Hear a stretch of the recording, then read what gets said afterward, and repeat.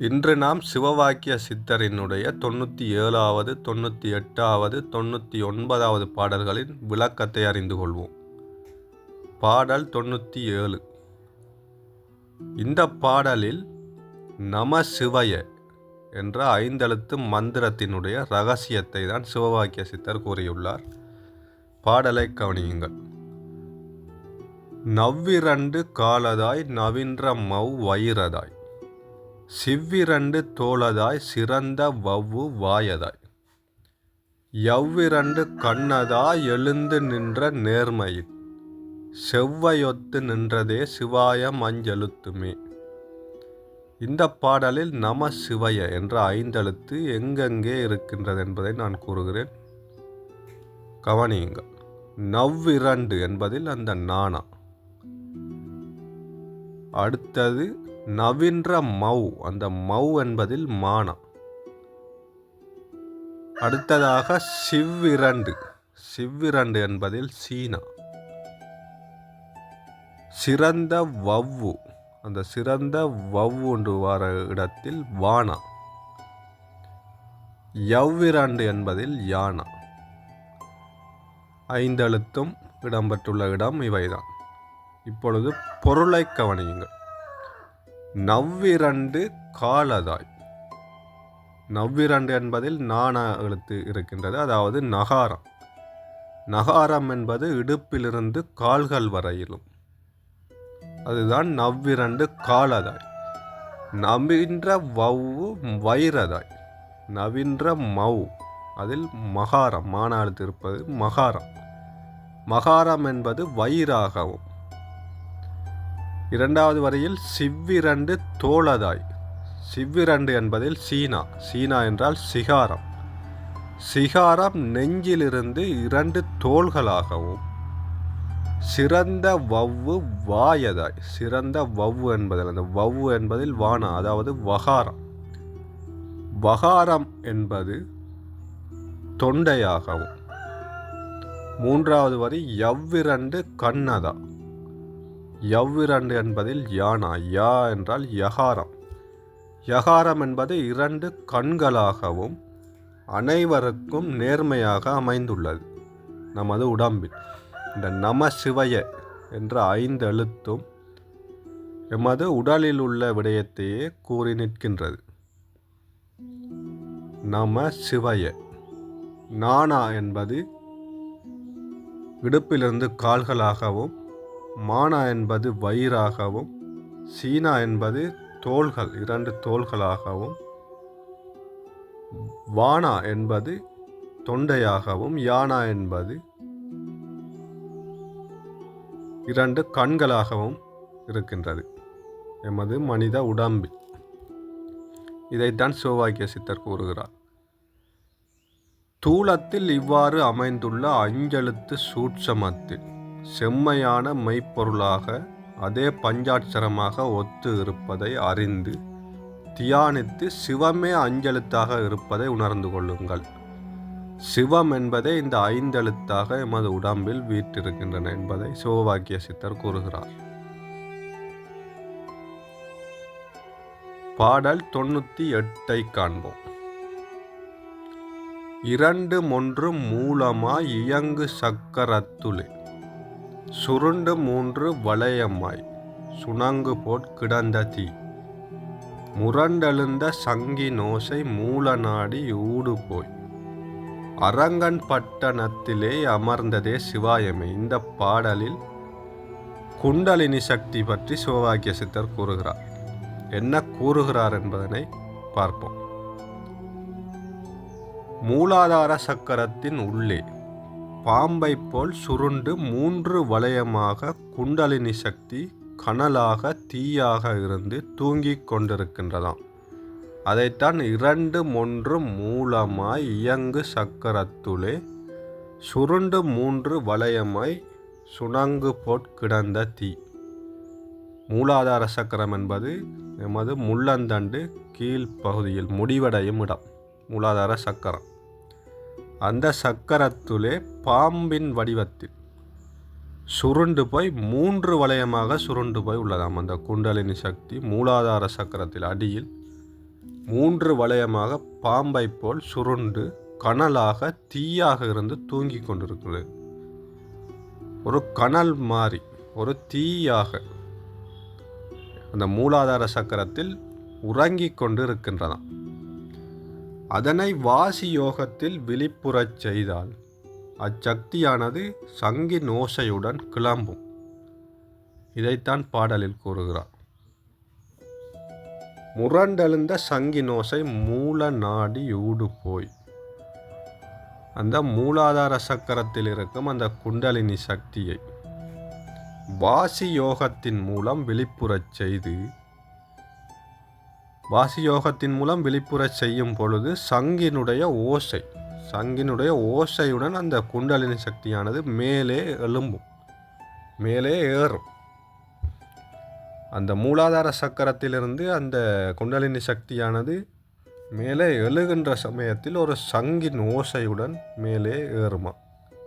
அதைத்தான் சிவவாக்கிய சித்தர் கூறுகிறார். அவ்வாசியை சுழுமுனை எனும் மூல நாடியால் முதுகுத்தண்டின் வழியாக மேலேற்றி சகசிரதலத்தில் கொண்டு சேர்க்க வேண்டும். இந்த சுழுமுனை நாடி என்பது ஒரு சுவாசப்பாதை, மனித உடலில் உள்ள சுவாசப்பாதை. எமது உடலில் ஒவ்வொரு மனிதனின் உடலிலும் 3 சுவாசப்பாதைகள் உள்ளன.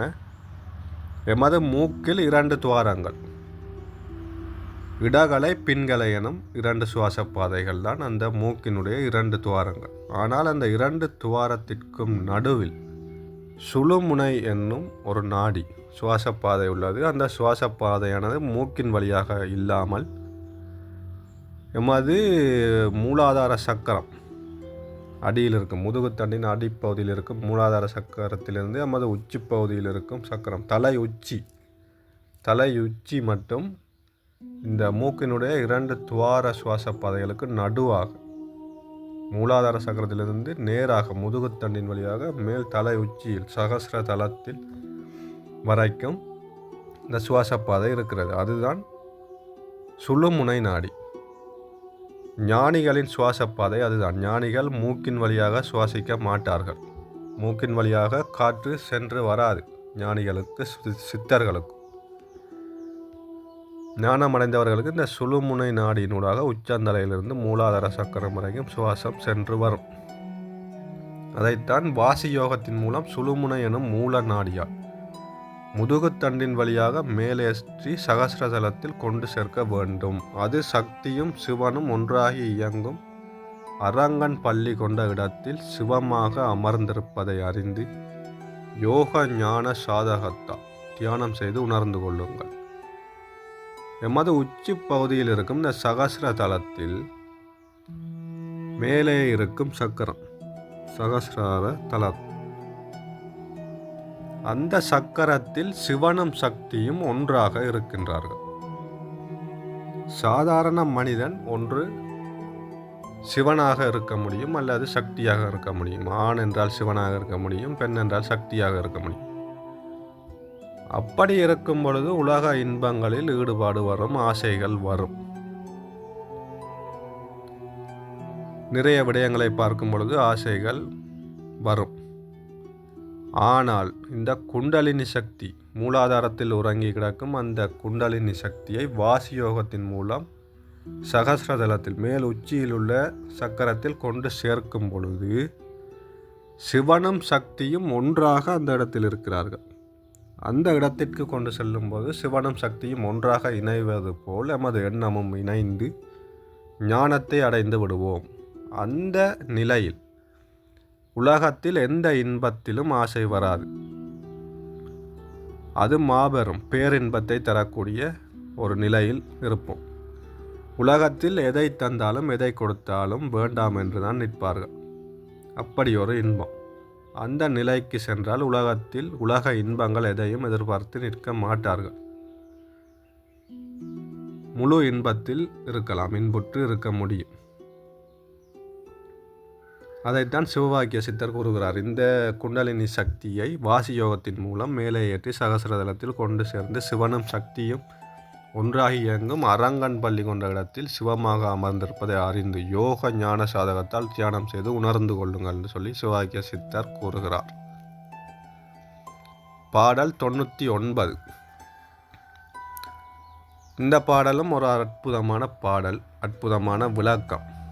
கடலிலே திரியும் ஆமை கரையிலேறி முட்டையிட்டு, கடலிலே திரிந்த போது ரூபமான வாறுபோல்,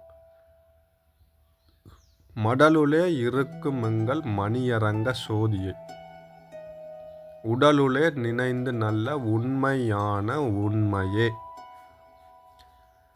முதலாவது வரியை பாருங்கள். கடலிலே திரியும் ஆமை கடலிலேறி முட்டையிட்டு. கடலில் வாழும் ஆமையானது கரையிலேறி முட்டையிட்டு மணலை போட்டு மூடிவிட்டு கடலுக்கே சென்றுவிடும். கடலில் உள்ள ஆண்மையானது முட்டையிடுவதற்கு கரைக்கு வந்து அந்த மணலில் முட்டையை இட்டு மணலால் அந்த முட்டையை மூடிவிட்டு திரும்பவும் கடலுக்கே சென்று விடுமா. பின் கடலில் திரிந்து கொண்டே நினைவாலே அடைகாக்குமாம். அதைத்தான் கடலிலே திரிந்தபோது ரூபமான வாறுபோல் என்பதன் பொருள் என்னவென்றால், பின் கடலில் திரிந்து கொண்டே நினைவாலே அடைகாக்குமாம். அந்த ஆமையானது அந்த முட்டையை கரையில் முட்டையிட்டு மணலில் புதைத்து வைத்தாலும் கடலில் திரிந்தாலும் அதனுடைய நினைவு முழுவதும் அந்த முட்டையிலேயே இருக்குமாம். நினைவாலேயே அந்த முட்டையை அடைகாக்குமாம். அதனால் முட்டைகள் பொறித்து அவை ரூபமாக வெளிவரும். அதன் பின்னரே தாயுடன் சேர்ந்து ஆமை குஞ்சுகளும் கடலில் திரியும். அவை ரூபம் அடைவதற்கு தாய் ஆமையின் நினைவே காரணமாய் இருந்தது. இந்த தாய் ஆமையினுடைய நினைவு அந்த முட்டையின் மீது இல்லாவிட்டால் அந்த முட்டை பொறிந்து அந்த ஆமை குஞ்சுகள் வெளியில் ரூபமாக வந்திருக்க முடியாது. அவை ரூபமாக வெளிவந்ததற்கு காரணம் அந்த தாயாமையின் நினைவே ஆகும் என சிவவாக்கிய சித்தர் கூறுகிறார். இப்போ எப்படிப்பட்ட அற்புதமான பிறவிகள், எப்படி அற்புதமான உயிரினங்கள் எல்லாம் இந்த உலகத்தில் இருக்கின்றன என்பதை அறிந்து கொள்ளுங்கள். முட்டையை கரையில் இட்டு மணலில் மூடிய போதும், கடலுக்கு சென்ற போதும் அதன் நினைவாலேயே அடைகாத்து அந்த முட்டையை பொறிக்க வைத்து அதன் பின்னர் அந்த ஆமை குஞ்சுகள் ரூபமாக வெளிவந்து கடலிற்குள் சென்று தாய் ஆமையுடன் சேர்ந்து திரியுமா. அதுலேயும் கடலுக்குள்ள போய் அந்த தாய் ஆமையை கண்டுபிடிச்சி அந்த தாய் ஆமைக்கும் இந்த குஞ்சுகள் பொறித்தது தெரிஞ்சு வெளியில் வந்து அந்த குஞ்சுகளை கூட்டி கொண்டு போய் கடலுக்குள்ளே சேர்ந்து ஒன்றா திரிவாங்க. இப்படி ஒரு அற்புதமான பிறவி இந்த ஆமை. அப்போ இந்த ஆமை வந்து அதன் நினைவாலேயே அந்த ஆமை குஞ்சுகளை பொரிய வைத்தது, ரூபம் எடுக்க வைத்தது. அதன் நினைவுகள் இல்லை என்றால் ரூபம் எடுத்திருக்க முடியாது அந்த ஆமை குஞ்சு. அதுபோல நம் உள்ளமாகிய தாமரையில், தாமரை மலரை பொதுவாக நமது உள்ளத்திற்கு, நமது மனதிற்கு ஒப்பிடுவார்கள். அதனால் நம் உள்ளமாகிய தாமரையில் இருக்கும் மணியாக விளங்கும் அருட்பெரும் ஜோதியான ஆண்டவனை உடலுக்குள்ளேயே மெய்ப்பொருளாக இருப்பதை எண்ணி நினைத்து தியானியுங்கள். இந்த ஆமையானது தனது நினைவால் அந்த முட்டையை வெளியிலிட்டு மணலில் மூடி வைத்த அந்த முட்டையை நினைத்து இருந்தபடியால் தான் அந்த ஆமை குஞ்சுகள் ரூபம் எடுத்து வெளிவந்தது. அதே போல் எமது உடலுக்குள் இருக்கும் அருட்பெரும் ஜோதியான ஆண்டவன் எமது உடலுக்குள்ளேயே மெய்ப்பொருளாக இருப்பதை நினைத்து தியானம் செய்து வரும் பொழுதுதான் அந்த அருட்பெரும் ஜோதியானது வெளிப்படும். அந்த அருட்பெரும் ஜோதியை நாம் காண முடியும், அடைய முடியும், அதனுடன் ஒன்றாக இணைந்து இன்புற்று வாழ முடியும் என்பதனை சிவவாக்கிய சித்தர் கூறுகிறார். ஆமை தன் நினைவால் அந்த முட்டையை நினைத்து அடைகாத்து ஆமையை ரூபமாக ஆமை குஞ்சுகள் வெளியில் எடுத்தது போல் எமது உடலுக்குள் மெய்ப்பொருளான அருட்பெருஞ்சோதியானவன் இருப்பதை நினைத்து தியானம் செய்யும் பொழுது அதனை அடைந்து கொள்ள முடியும், அதனை கண்டு கொள்ள முடியும் என்பதனை சிவவாக்கிய சித்தர் இந்த பாடலினூடாக கூறுகிறார். இவ்வாறான அடுத்தடுத்த சிவவாக்கிய சித்தரனுடைய பாடல்களின் அற்புதமான விளக்கங்களை நீங்கள் அறிந்து கொள்ள விரும்பினால் எமது ஆத்மீக கதைகள் என்ற இந்த யூடியூப் சேனலை சப்ஸ்கிரைப் செய்து வைத்துக்கொள்ளுங்கள். நாங்கள் போடும் அடுத்தடுத்த பாடல்களின் விளக்கங்களை நீங்கள் அறிந்து கொள்ள முடியும். ஒவ்வொரு வாரமும் சனி ஞாயிறுகளில் சிவவாக்கிய சித்தரனுடைய பாடல்களின் விளக்கங்கள் இந்த சேனலில் அப்லோட் செய்யப்படும். நன்றி, வணக்கம்.